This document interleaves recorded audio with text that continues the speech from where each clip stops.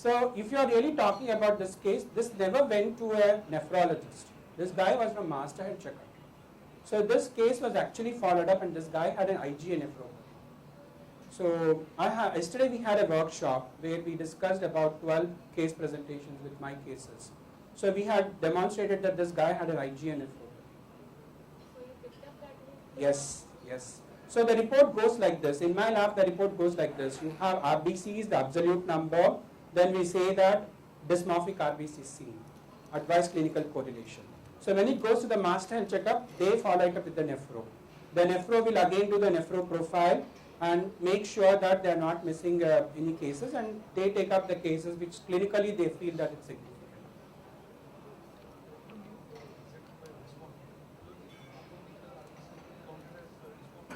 No, dysmorphic refers to fragmented RBCs.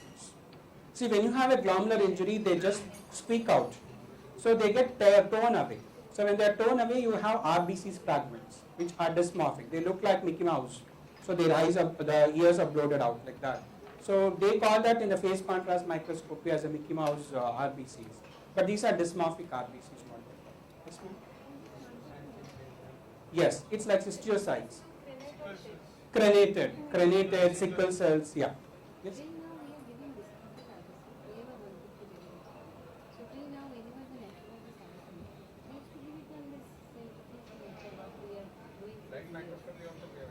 Yeah, you can. But the thing is that the sensitivity I am talking about, the sensitivity when you have a low count on the RBCs are difficult.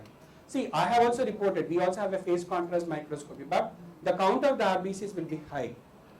When we are having a microscopic hematuria where blood chemistries are positive for blood, and you have about 20 to 30 cells or 100 cells, and when you put onto the spin, you may not be able to quantitate much of the dysmorphic RBCs. So that's the reason why the instrument is having a sensitivity to pick up the dysmorphic RBCs, even the earliest ones, before they go in for a high one. So yeah, we have to confirm by the phase contrast microscopy when you have a hematuria to before it. But this is a screening tool. This is a screening tool to alert that minimum quantity of the RBCs also are important, so that we don't miss out on the cases which they end up late.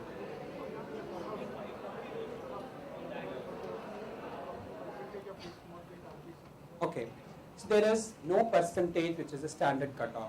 If you go nephrologist, they say that even if it is 4, if it is dysmorphic, it's important.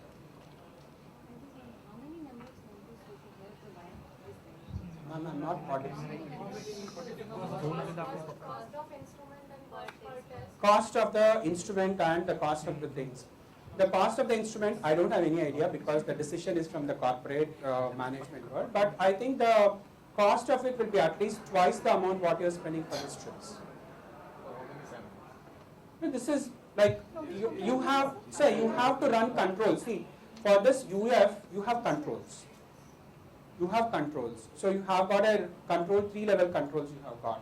Every day you have to run the 3-level controls and make sure that the unit is working fine. So the cost of the controls is separate when compared to that of the cost of this. So if you really put the cost per reportable test, maybe it might stagger around 40. But imagine that, I can't tell that. I can't tell that, I said. In the market, there are instruments available approximately 1 lakh. So that instrument doesn't give so much information. So in that case, what I think strip readers, they are strip readers. No, so microscopy is superior than those instruments. Two are parallel. Yeah. Two are different things. No, the chemistry is different. I'm not talking about some chemistries here. I'm talking about the sediments. Yeah, microscopy and sediment analysis. They just analyze histories. Yeah, that is the strip test. But here you have a true counts of the leukocytes. It counts the granulocytes and the granulocytes both. Shrinivas, have you set up a reference interval for normals to report them? Yes, we have. Now I'll just give you the cells. The cells, the normal cutoff, normal isomorphic RBCs is 22 per microliter. See, there are two things here what I want to tell you. When you are doing an automation, all machines are capable of giving you 2 units. One is per microliter, the other one is high power field. If you are following international guidelines, you have to report all the particles as per microliter. If you are going to say that no, I am going to have a per high power field, you should have a physician's consent that they accept that high power field.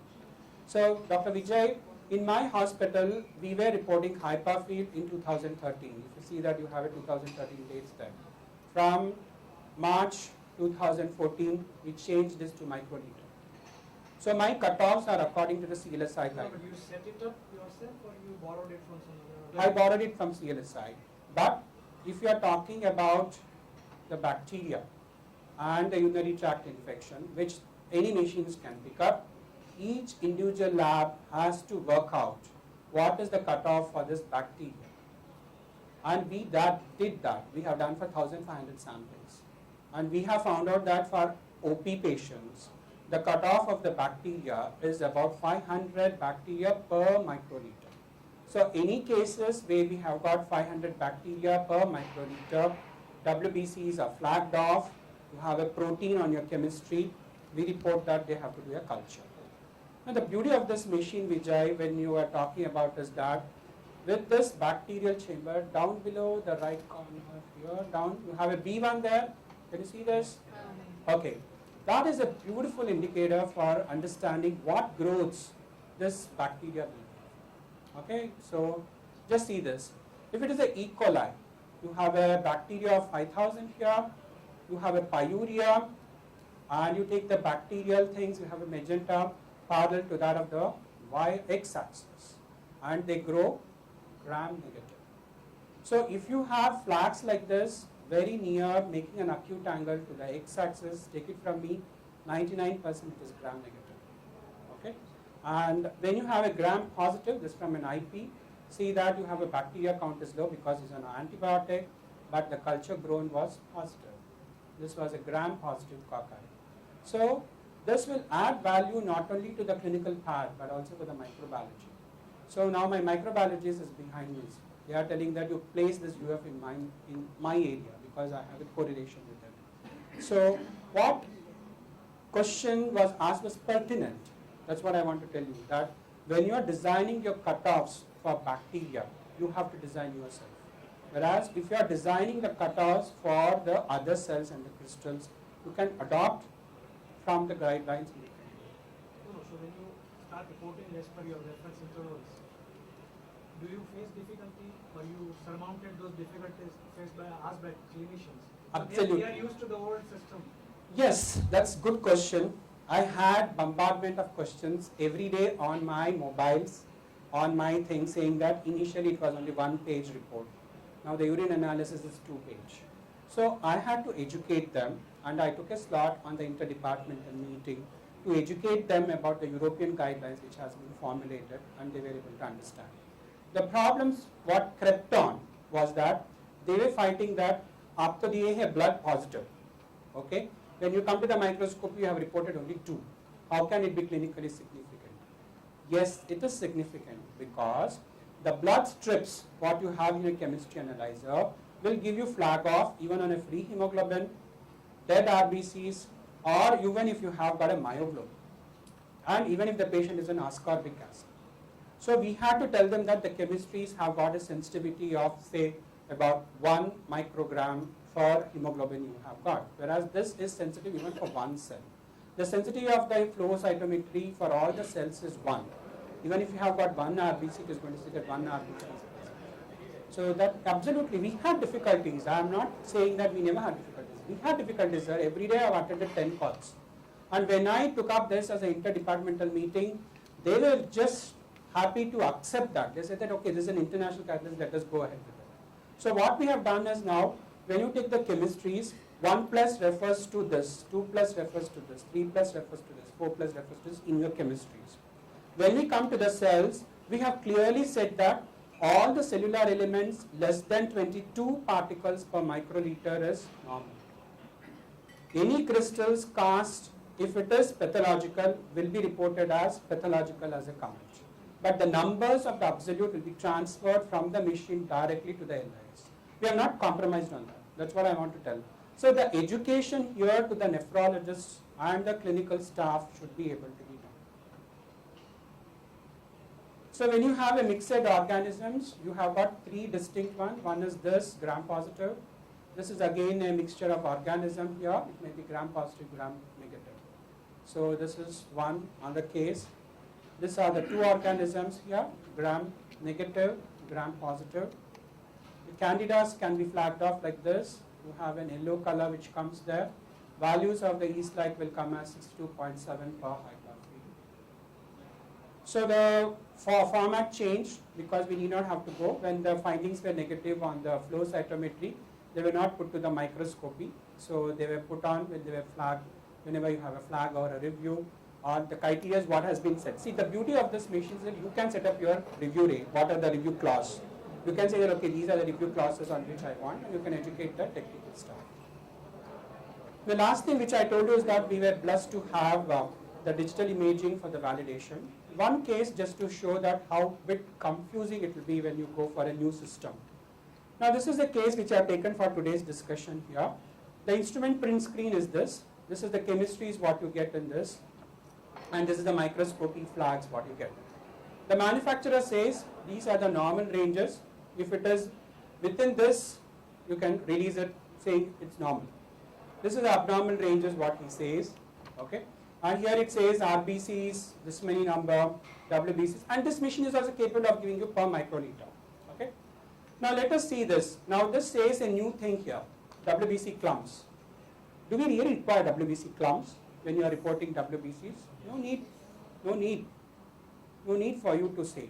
But if you are saying yes, okay, when you press this and you see, you may not see WBC clumps at all. You may see only the debris. So it's like doing a pigeon work or a pigeonhole work. So you click that and you see that these are not WBCs. Are they WBCs? But it says these are WBCs. So this is a false sense that you are having a grouping of the RBCs getting into the WBCs. So you have to sit with each of these images and do mix and match. Okay? And you should have a competent person. So it's far worse when you are doing a manual. Manual was far better when compared to this, because to analyze this digital unstained preparations on the machine is difficult. It's not so easy. Now hyaline cast, the same case, moderate 3+. But you have got epithelial cells too there. This is the only one, this is the only 3 hyaline cast, but it's a pathological cast, granular pathological cast. So that's being dumped under the hyaline cast. So here what I want to say is that the machine gives you so much of pictographs and you have to sit and do, and these are the master list. So if this is a granular cast, you have to put it a granular cast here. If this is a hyaline cast, you have to do the hyaline, and if this is epithelial, then go to the squamous epithelial. So here you have to sit with each of this and you have to do. So you have got unclassifieds, and I tell you, any sample you put into this, 90% of the time it will show you unclassifieds, and there will be a number. So in that you have to open and you have to sit and do the again mix and match what it is. So in this case, the same case we continue.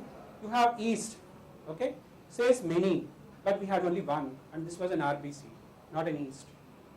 So before we go on to any automation, I request each one of you to understand the technology, ask for evaluation and the customers you have used it, and then you have to go ahead with the systems itself.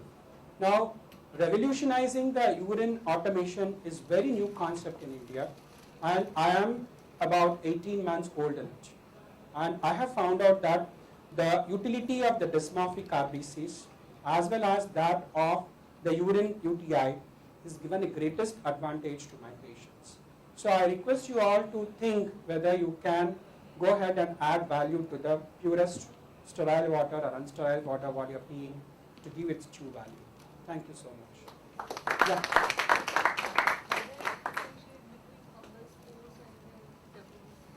Here? Yeah, you can. Just go back to the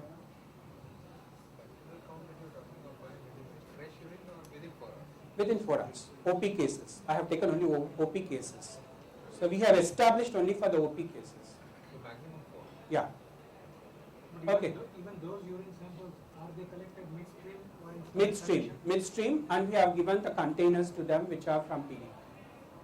Yeah, because if you're going to rely on the bacteria count, collection should be Yes, clean. we have got a leaflet in the regional language also to tell them that why they have to do it. Okay, there was a question here that